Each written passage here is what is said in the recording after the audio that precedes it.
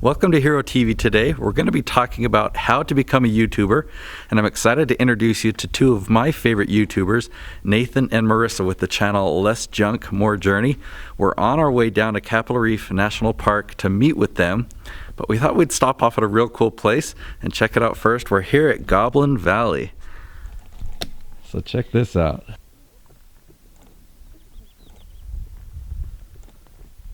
We're actually the only ones here in the entire parking lot. We got here early and we have the whole Goblin Valley to ourselves. All right, so I'm gonna go down and explore with the family, and then we'll head down and meet with Nathan and Marissa.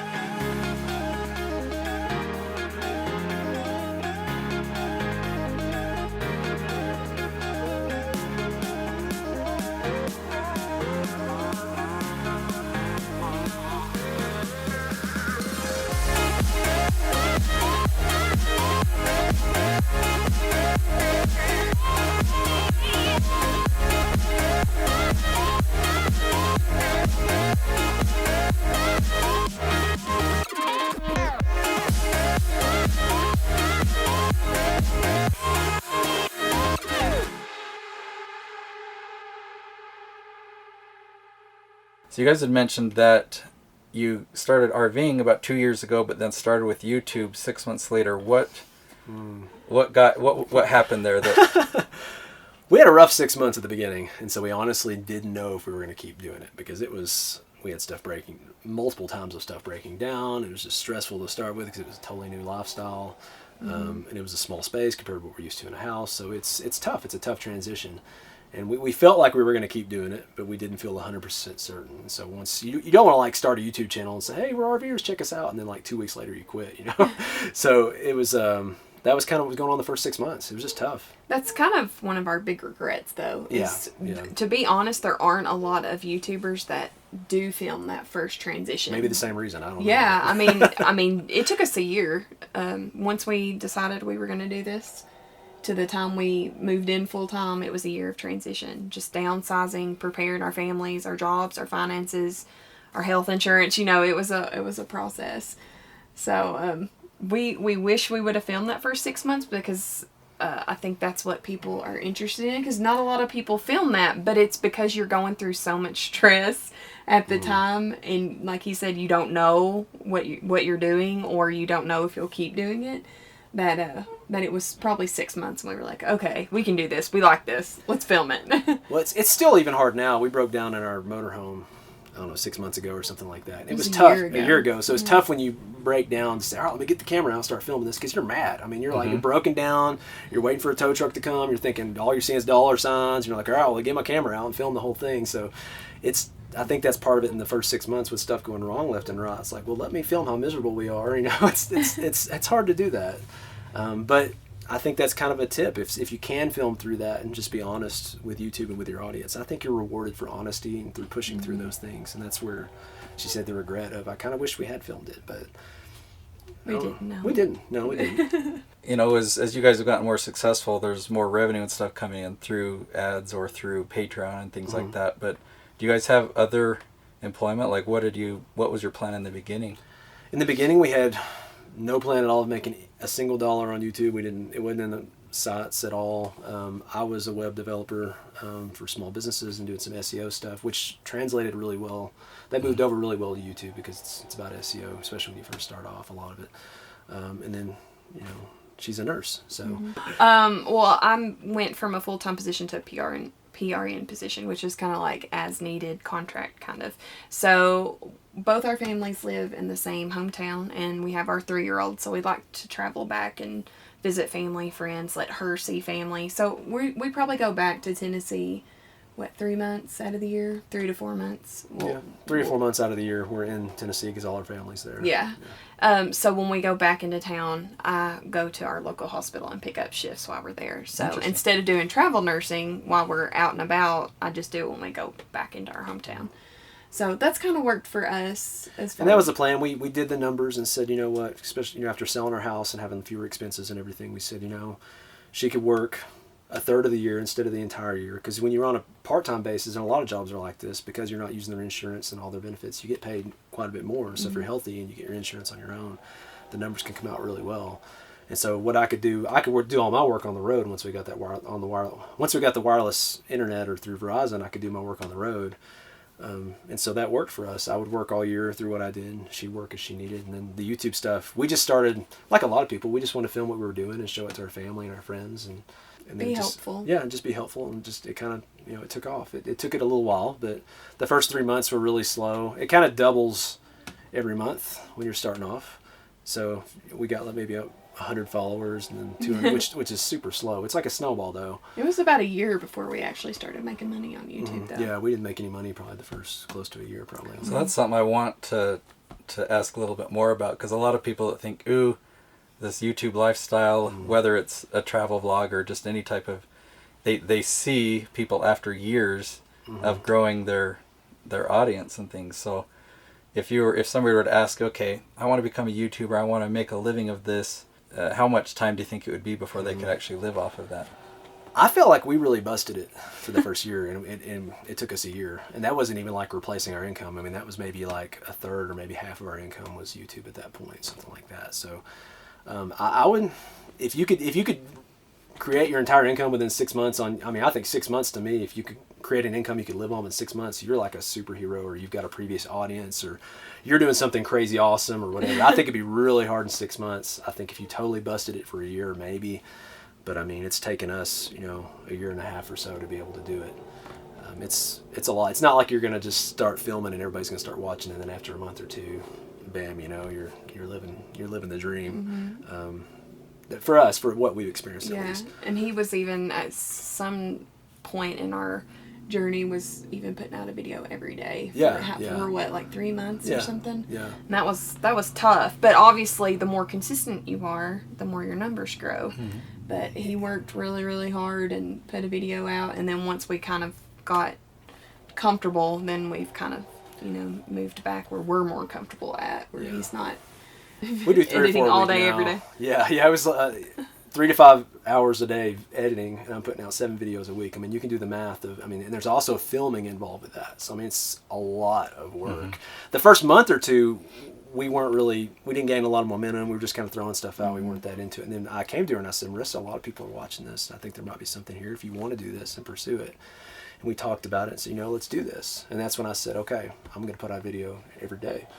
And that's what I did for 3 or 4 months. And when you're first getting that snowball going, it's a really tiny ball, and it's really frustrating if you got so much work into that video, blood, sweat, and tears that nobody cares about, and you're like, oh, that's all that saw that video? Are you kidding me? But you just keep doing it, and you keep getting better, and you keep trying to tweak it and find out what your audience wants, and working. SEO is a big part of that too, and you're doing all those things and connecting with people, and eventually it takes a lot. I mean, you're talking 3 months of a video every day. I mean, 90, 100 videos in a row. I mean, it's a lot. It's a lot of work, but because we did all that work in the beginning, I think that's why we are where we are now. I think if we only did 2 or 3 videos a week, I think it'd taken us a lot longer to get to the point we are. So when did you guys start on Patreon? Oh, that's really recent. Yeah. 2 months ago, maybe? Yeah. Yeah, maybe a couple of months ago. I think this is our 2nd month. Yeah, so I guess as far as, I would say now we're maybe technically, which is really weird to say, but full-time YouTubers, if you want, or full-time videographers. I don't know what you call it. It's weird to say it. It's we, a couple of months ago, we were kind of at that. We made a little bit of money with YouTube, but not quite enough where we could live full-time on it. And so we just approached our audience and said, hey, if you want us, because I was still working with clients and she was working, more with the hospital and stuff. So if you want us to really dedicate ourselves to the channel, just let us know, and you can let us know through Patreon. And so we launched Patreon, where it's not just people giving money because they love our channel or love what we do. We also have perks, and we do Q&As just with them, and we share things with them that we don't share with everybody. So we have a more personal relationship with our patrons on there. But that was kind of where we kind of made that turn a couple of months ago to say, all right, we're doing this. We're going to put everything we have into this now because our audience has told us they want us to do that. If we went to our patrons and said, hey, show us you want us to do this. And it was crickets. Maybe my mom and a couple of friends gave us a thumbs up. We're like, all right, yeah. So we may just kind of keep doing this part-time, and maybe I need to make sure I keep my clients, and she works at the hospital.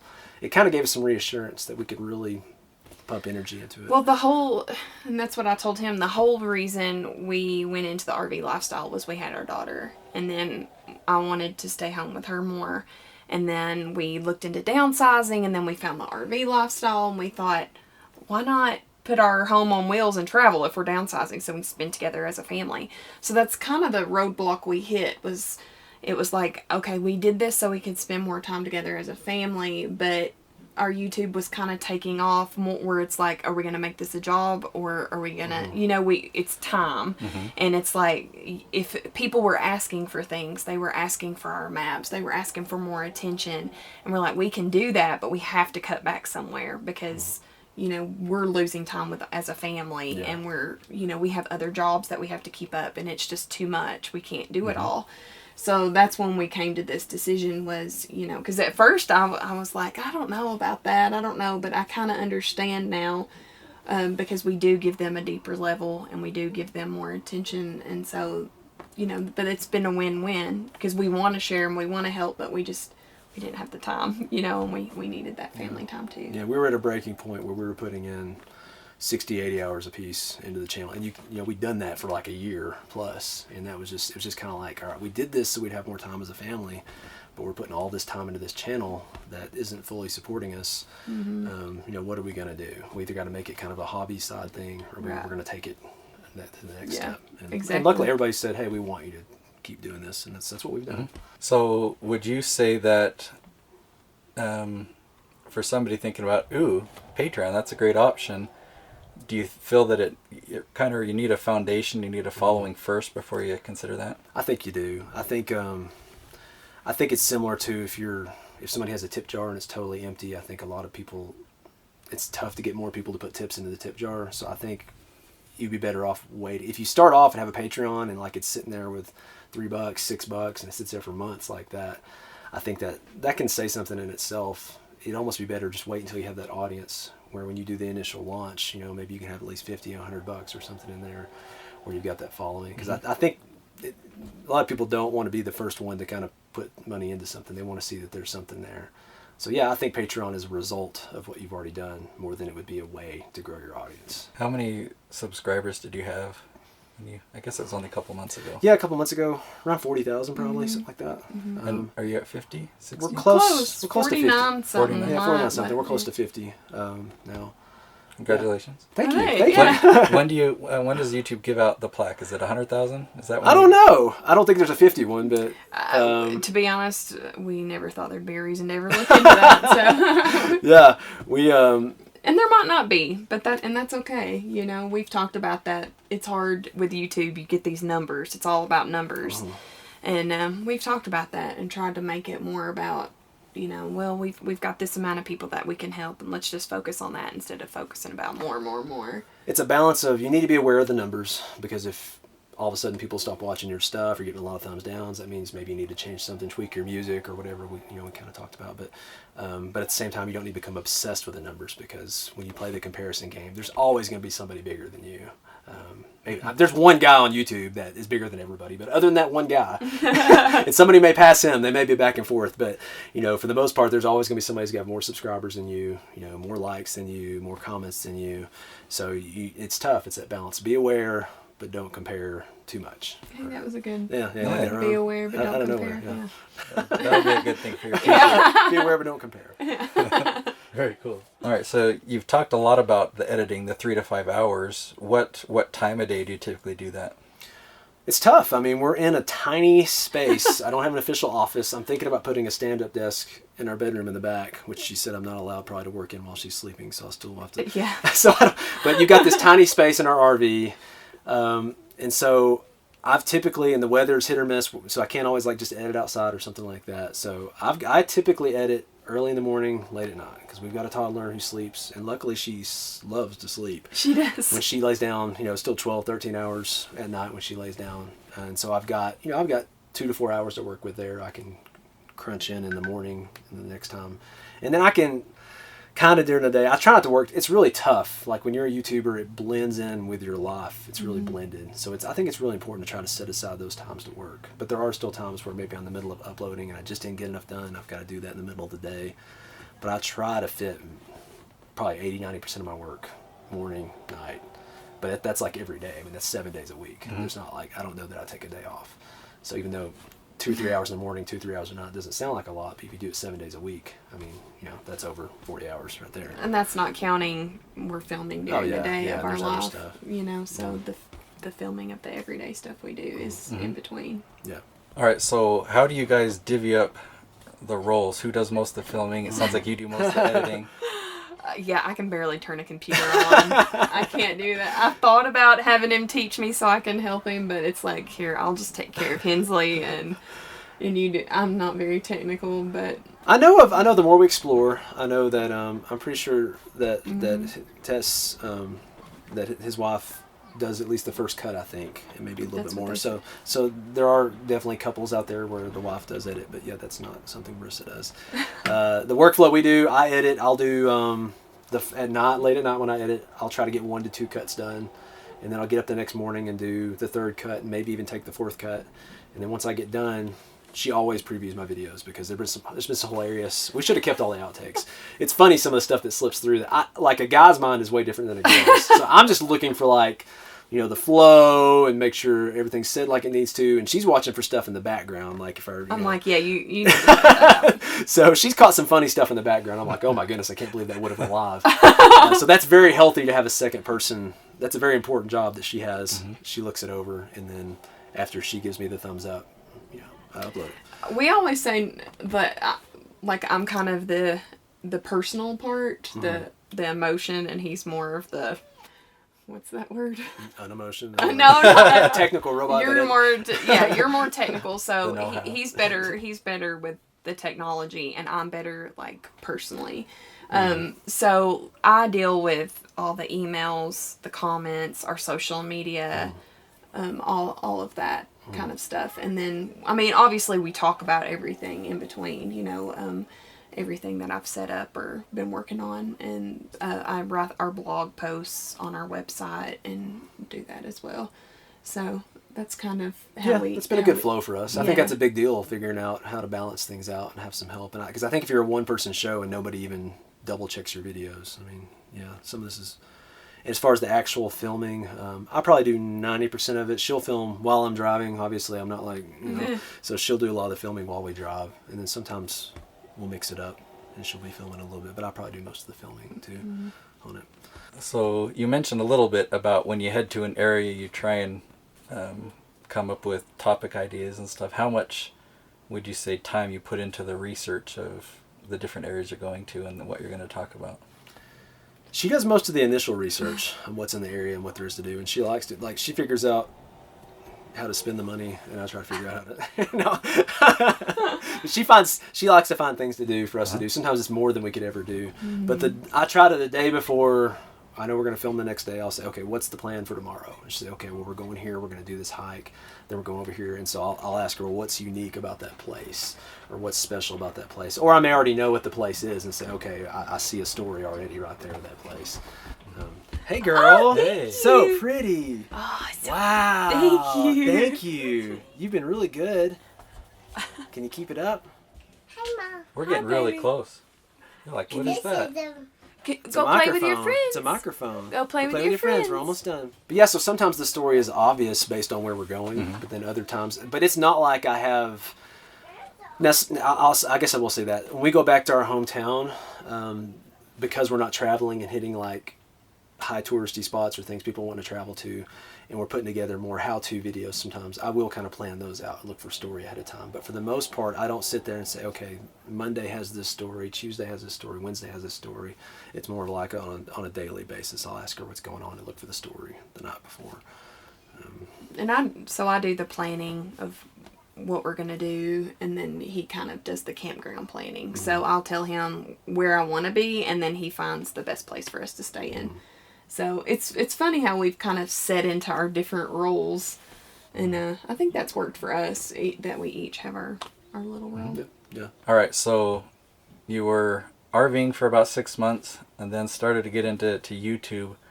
What are some of the things that surprised you the most that either you thought would happen and didn't, or that you didn't expect? Some of the things in building a YouTube following. I think when we started, we kind of pictured just targeting people like ourselves who maybe wanted to RV or had a family and were trying to figure out how to downsize and do that thing. But I've been really amazed at the number of people that, I mean, not everybody can do this. Not everybody wants to do this, honestly, either. Not everybody wants to live in a tiny little RV and go to stressful situations and figure out how to travel with their family. And they may barely even like doing family trips or barely getting out. But that's what surprised me, is how many people enjoy living through you, through what you video and what you do.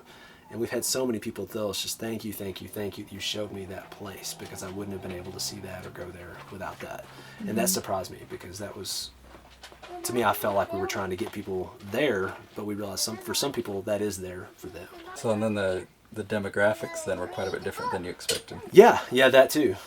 We noticed on YouTube, you can see all the stats. When we started off, we thought we were going to be targeting people our age, but it turns out that a lot of people that are like kind of that close to retirement age, like 50 to 60 age range, are really interested because they're looking for places they can go, things they can do, and they've got their list. I mean, they're checking that off. They're like, one day I'm going to go there, I'm going to see that. And so they're really thankful that we show them that. And then problems with the RVs too. We've had a lot of different RVs, and so we have a unique perspective where we can say, hey, that's how this RV compares to this RV. And that audience, I think, really appreciates us being able to have those multiple perspectives on different kind of RVs. 'Cause we've had a trailer, a fifth wheel, and a motorhome. We've had all three. Yeah, we kind of covered Yeah. We haven't lived in a van, but I think that's... She says that's off the table. Yeah, so. He would love it. Well, then you'd be the stereotype for the living in a van down by the river. Exactly, yes. exactly. With a toddler, I think without the toddler, we might try one. Yeah. A lot of the people that I work with are experts, or like a coach or a speaker or a mentor, so they have expertise, and I help them make lots of how-to videos. Mm-hmm. And you guys, we've talked that you've done kind of a mix of entertainment, going to the places, taking people along this adventure, but you've mixed in a lot of how-to, and from my perspective, I think you've done a really good job at that.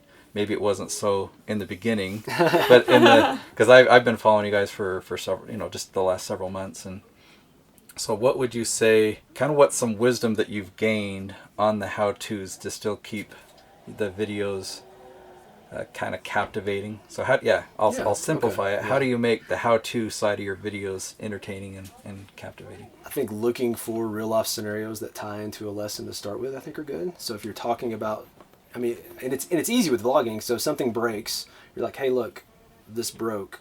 This is what I'm going to do to fix it, or this is how I'm going to do this. Instead of just sitting down and saying, if you have one of these and it happens to break. So I think if you're in a vlogging style like we are, we're always looking for life lessons of what we learned. Then we can share that emotion and share what we learned. And changing the scenery. Mm-hmm. So when we're talking about something, we're by it, and we just kind of keep it moving. Mm-hmm. Yeah, we try to not very often. We used to do what was called What Wednesdays, where we sat down and talked the entire, which I think were really good because there's a lot of information in one little bit. But we wanted the flow of the vlog kind of to move faster than what that did too. So, and plus we'd answer a ton of questions on that. I don't know how many we did, like 30, 40, 50 of those. And so now our style is more, we actually still answer questions. We don't make it known that say, hey, here's the question we got for the day, but she tells me the questions we get, because we try to stay connected with our audience. And I'll try to tie in if one of the questions we got, for instance, is well how does the van do when you're going up steep inclines or declines? Well, I wait until a day when we do steep inclines and declines, and I answer that question. I talk about, okay, well, the van did pretty good going up, but then it we do pay attention to what our audience says and try to tie it into real life situations. Because you're obviously your audience is telling you what they want to hear, what they're questioning, what they see. So they give us, as Nathan says, a good pulse on what we need to talk about. So that's why it's really good to stay connected with your audience. And I try to answer everything that I can, but I can't always get to everything. But I do try to read everything. And so when I read it, and I'll tell him, hey, people, they're asking. A lot of people are wondering about this or questioning this, and then we try to go from there. Yeah. So I think what you're talking about, if somebody's coaching somebody in a certain field, I mean, if you can somehow actually be in the field while that's happening, and then explain why that's going on and what you learn from that situation or something. If nothing else, it's a lot of it's about story. So at least, if nothing else, if you're going to explain how to do something, if you have something personal that happened to you in the past, and you can make it a story as you explain it instead of just a technical top video, I think that's a big deal. People love stories, or even if it's a close friend, a story, or if you bring a friend on and you talk about their story. I mean, I think that could work too. We've talked to people about their stories. So what's the specific reason that you stopped doing the What Wednesday? Was it, did those videos get less views? We were getting to the point, they were starting to get less and less views, but it was because we've exhausted, the questions were getting more, as you answer more and more questions, they get more and more specific. And so I think the questions, we caught ourselves answering questions that were getting specific to a very small audience. And so I think more and more people in our audience were looking at the video topic and saying, that doesn't really apply to me. But we'd already answered a lot of the big ones, like, well, how do you make money? And what do you do with a toddler? And what about school? And so and you got to just keep a pulse in your audience. And like I said, watch the numbers, but don't go crazy about the numbers. I mean, that's kind of what we saw was more or less we kind of exhausted the bigger questions. And we may, if we notice there's a lot of bigger questions coming up, we may reignite it for a few months, or we may just keep tying it into videos and stuff too. Do you guys have any other advice that you'd share to people starting a career on YouTube? I think, and this is something we've struggled with. I thought of this with the last question. I think try not to make your vlog the product if you can. We've tried not to do that. I think we have kind of become the product, and our vlog, Less Junk More Journey, has become kind of the product. And we do have Patreon, and we have other forms of income and stuff. But I think it's a really good idea to have a solid product, either before you start your vlog or even as you develop your vlog and you figure out what your audience wants, and then use your vlog and your audience as a platform to help people toward that product. Whether you're making like a physical product to solve a problem, or you're making an e-course, or you're making an app, or whatever you want to make, always keep in the back of your mind that that's the product, but your vlog is something that helps educate people and you connect with your audience so that you can help them even more with that product, if that makes any sense. Because I think I think we hit YouTube at the right time with the right audience, with the right connections. But I think it can be really tricky to make vlogging the source of income. I mean, if none of that makes any sense, feel free to cut off. But that's something we've had a hard time. Our problem is it takes so much time for us to do our vlog because we're the ones holding the camera, because I'm the one, usually doing the editing. We're so hands-on with the vlog itself that I haven't had time to develop another product.